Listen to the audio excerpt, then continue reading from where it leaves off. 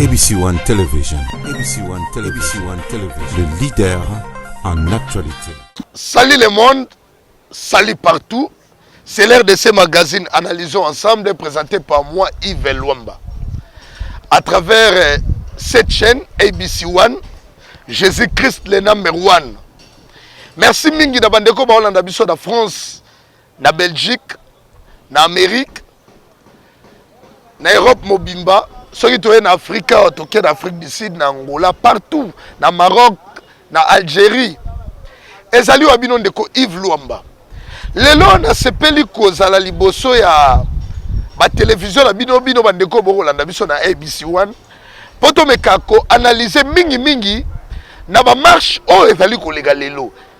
Ba marche oyo ezui dénomination ya marche anti Ronsard Malonda. Makambo na lingi to meka kosala un peu analyse parce que makambo il faut kotala yango en amont et en aval. Ronsard Malonda azalaki désigné par une plateforme de confession religieuse où ezalaki chapeauté par le cardinal Fridolin Ambongo. Côté technique ezalaki bongo a Bécholé et tomoni composition mobimba esangisi même bandeko ya église de réveil esangisi ba musulman esangisi ba kimbanguiste esangisi église protestante bayiko bimisela biso Ronsard Malonda. Après on nyonso tu elekaki. Non, il fallait écarter les Louba parce que dans la même tribu na Félix Antoine Tshisekedi. Et après Ronsard Malonda bima. Ronsard Malonda bimi catholique et l'église protestante babimi libanda pona roloba ke désignation na ye et salami ndenge longo banité. FCC ba ko mema biso mbangu à travers la présidente de l'Assemblée nationale et Tomoni intérinement nae et salimaki. Bon, maintenant, Ronsard Malonda, dans le stade actuel, a désigné comme le président de la CENI. CENI, il y a une structure structure indépendante, oyo, institution mobimba, oyo, et vanisi makambo ya élection.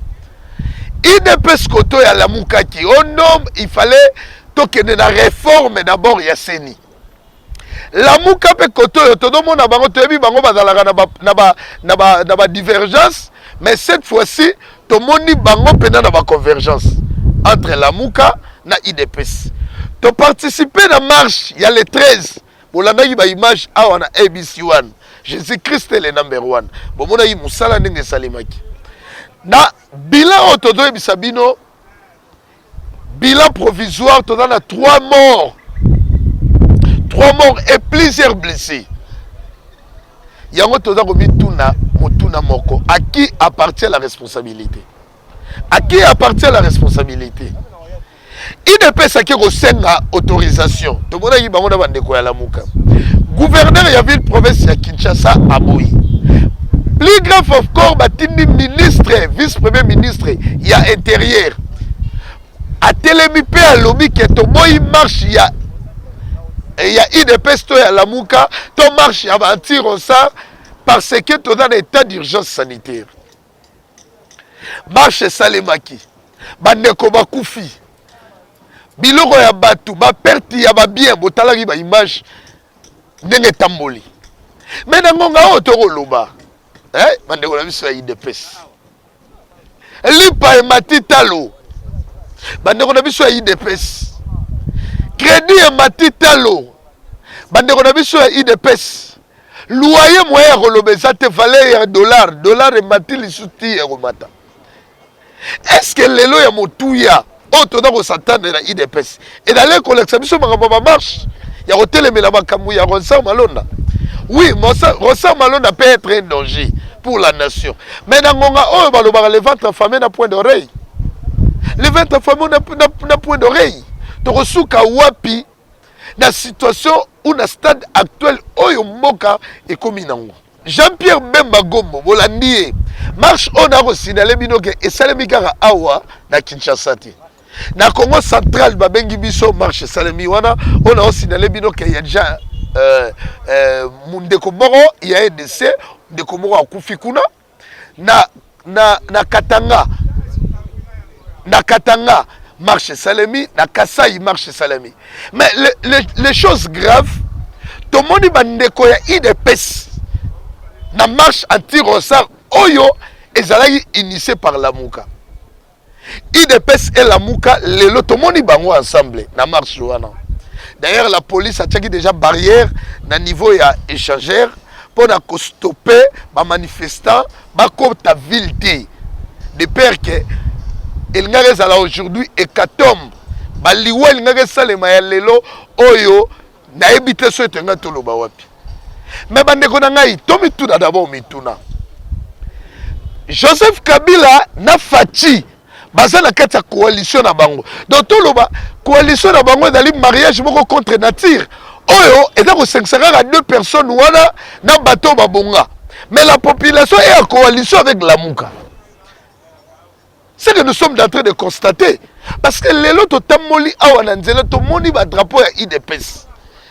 Entre-temps, Joseph Kabila na Félix Antoine Tshisekedi to moni rencontre na bango et Salemaki récemment awa. Oyo bango bibale te sikoyo bazali ko renouveler toujours coalition na bango bazali toujours ensemble. Bazali toujours ensemble dans la coalition. Mais la population et aujourd'hui l'intérêt du peuple par rapport à tout ce que nous sommes en train de vivre. Intérêt à peuple ezali wapi. Intérêt à peuple ezali wapi. La situation est de plus en plus très difficile. Moi écoute ya koloba esati. Population azokoka lisusu te. Alors lelo yotodomona FCC na cash na makambo boko sala intérêt à peuple ezate. Intérêt à peuple ezate. Tout kolanda pasteur Soni Kafuta. Il est allé encore plus loin plutôt pour expliquer que batu ya Kabila babane solo la kitoko. Batu Kabila babane solo la kitoko soko kutani na bango au monde appena que transport ya moins bien par rapport à bateau ya Kabila et plutôt ya Félix. Mais pasteur Soni Kafuta, tango doye biso bongo. Laissez-moi un peu nami tuna d'abord moi-même comme je suis là en train de faire une analyse. Intérêt à peuple na makambo nyoso boko lubawana. Donc tout le bakebino vous êtes là rien que pour vous vendre alors. Mais ma prière oyo bosala pona biso. Ba bénédiction, ba prophétie oyo bosala pona biso. Tout le bakedo tourner nango envers alors. Donc biso tozala biso wana tout le baké aujourd'hui les hommes politiques sont devenus des saints. Les hommes politiques sont devenus des saints. Bon kondiens mbeza lisouté alors. Donc aujourd'hui, il faut chercher plutôt les ventres à la place il y a intérêt collectif. Population doit se retrouver. La situation est très difficile. Population a vivre dans moins $1. Population les loyo n'a habité Nzambe nangai. Est-ce qu'au Congo on peut avoir un espoir qu'un jour le Congo va changer? Est-ce qu'on peut avoir un espoir que le Congo peut changer un jour?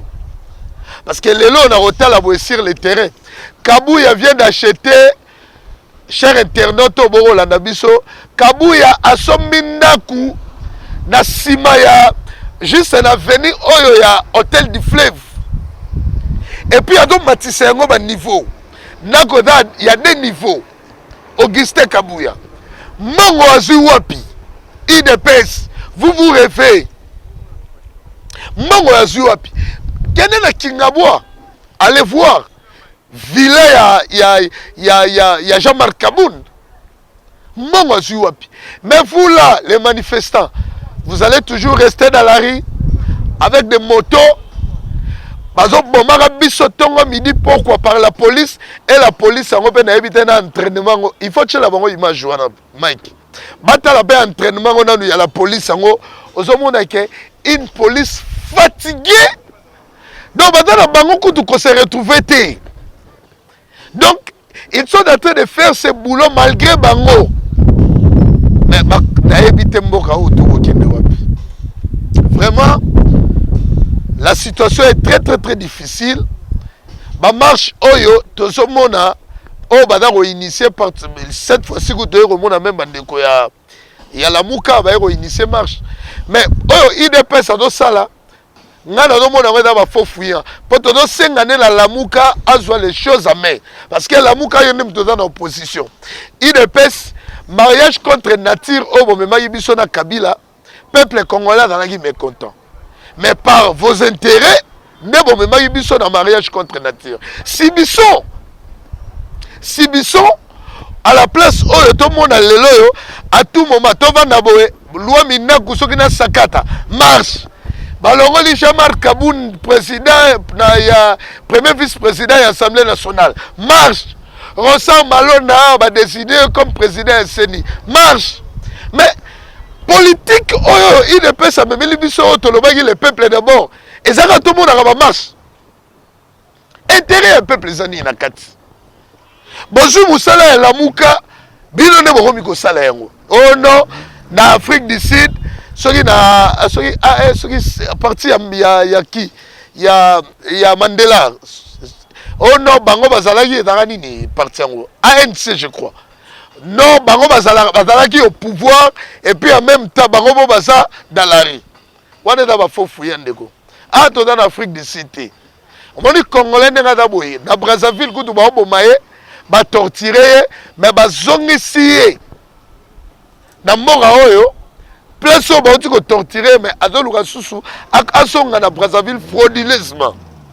Cela veut dire que rien ne marche. Nous souffrons. Et c'est ce que le peuple congolais comptait. Naï des pèses par rapport à la réalité. Tout le monde a ngoté. Tout le monde a ngoté. Jean-Marc Kaboun, nous vous demandons avec Augustin Kabouya, fils Moukoko, on a babogele déjà Mbassou. Fils Moukoko. Babogele Mbassou. Les Mbassou là, c'est pour les pauvres et les malheureux. Parce que c'est pour les pauvres et les malheureux. Cela veut dire que les conditions de vie de notre frère, elles allaient bien. Mais c'était un ami qui a milité pendant autant d'années dans l'IDPS. Les lots, tout le monde intérêt, ça rapport à Bino Batouana. Arrêtez de faire distraire le peuple congolais. Tout le monde souffrir dans Katamboka. Biso totali na besoin, il y a changement. Marche ya memba soki ya lamuka ya lelo to moni yango ndenge salemi nango bien mais la population ba stoppa qui est na ba manifestant balekisi kaka ye moko na mutuka pona bandeko ba olika bozo ba détail balekisi ye moko na mutuka mais ba stopper ba manifestant yango en conclusion tozo lobake le pays va mal. Le pays va mal. Le pays va mal. Makamu ezako kende na ndenge elongo badité. Todo senga la coalition FCC cash. Félix Antoine Tshisekedi, si pour sauver l'intérêt de la population, serait au sein de la coalition FCC cash, ou dali libala contre nature, ekoufa biso to senga ekoufa pour sauver les vies. Parce que le peuple congolais azali ko souffrir. Dans le coronavirus, et comme il y a corona business, le gouvernement a débloqué 27 millions de dollars pour le coronavirus. Mais imaginez-vous que le ministre a eu des pestes, docteur Eteni, a lobby qu'il y a 3 millions de dollars. Alors, le peuple congolais va se poser ma question sur les 27 millions, à qui on déposé plainte dans le parquet. Ah non, non, non, non. Ça c'est plus grave. Oh non, ça les plainte contre l'inconnu. Donc Mouton ça l'acharnement contre lui, mais imaginez-vous comment les autorités sont en train de blaguer avec nous les peuples congolais. Nous qui souffrons. Nous qui souffrons chaque jour. Peut-être bandeko ba libanda wana kuna. Bodomona bandeko chaque jour badobenga bino tala western, babenga bino tala boy. Mais peut-être même sous vous allez déranger, mais je vous dis que acceptons. Parce que dans ces pays, c'est que nous sommes en train de vivre. Un jour, on aura Batouba comme Goliana. Batouba comme Goliana. Parce qu'on a crié, on a croyé aux églises. Mais en réalité, même les hommes dédiés, en train de tergiverser. Les hommes dédiés. Les hommes dédiés. Bangomoro, tala bangomoro bato. Koto yo ga Denis Lesa Lobake, koto yo Tomaner Olia Kitoko, koto yo Sonika Futa, non, avant de défendre Ronsard, koto église catholique, madame contre Ronsard. Intérêt à peuple. Peuple congolais la Mouka. 60 ans de l'indépendance de la République démocratique du Congo. Nous sommes toujours restés longtemps courbés. Longtemps courbés. À quand le peuple congolais sera debout? À quand? Le peuple congolais sera debout quand? Avec UDPS, aucun espoir dans la coalition de la FCC. Et puis, des ressources, il y a FCC, après marche, il y a la Mouka, ça marche pour la lipa et mati, unité, il y a transport. Pardon, s'il vous plaît. Botika, s'il vous plaît. Ça, c'est se moquer du peuple. On ne peut pas accepter d'être ridiculisé. Laissez, s'il vous plaît. Ramassez-moi ma sujet belé pour éclairer les chers internautes dans la nation de partout. Mais, Botika Nanou. Est-ce que FCC maintenant il tambola ba sali pe marche peuple congolais va accompagner bango pour na lipe mati soki maye mati courant et tout ça va facture na ba unité. Oh tu dis qu'on vivre 18 ans de souffrance. Tala. Biso à conclusion le retour senga ce que nous cherchons c'est comment sauver les vies du peuple congolais, de la population. Bosangana na makamuna bino ya coalition FCC cash et boluka comment ndenge population koki ko vivre dans le calme. Population alongwa na monioko liyo to ça nango.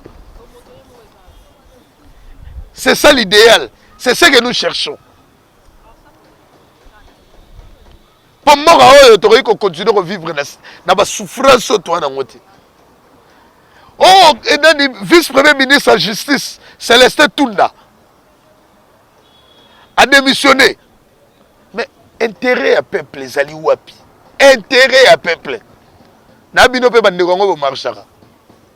Bado kosara bisora aboy. Vraie marche et rosala leader moko rosala te. Vraie marche de Sibino. Obi mukoto sur indépendance de la République démocratique du Congo. Il n'y avait pas un leader. Et là, il y a un match à vite à Mikado, na Tata Raphaël. Et il dit que Malamoro, et c'est si tu as même Malamoro, tu es même mission d'indépendance. Ce n'est pas les histoires de IDPS dans la rue, ou de la Mouka dans la rue, non, ou de FCC. Jour en haut. Ça va péter la 4e mission.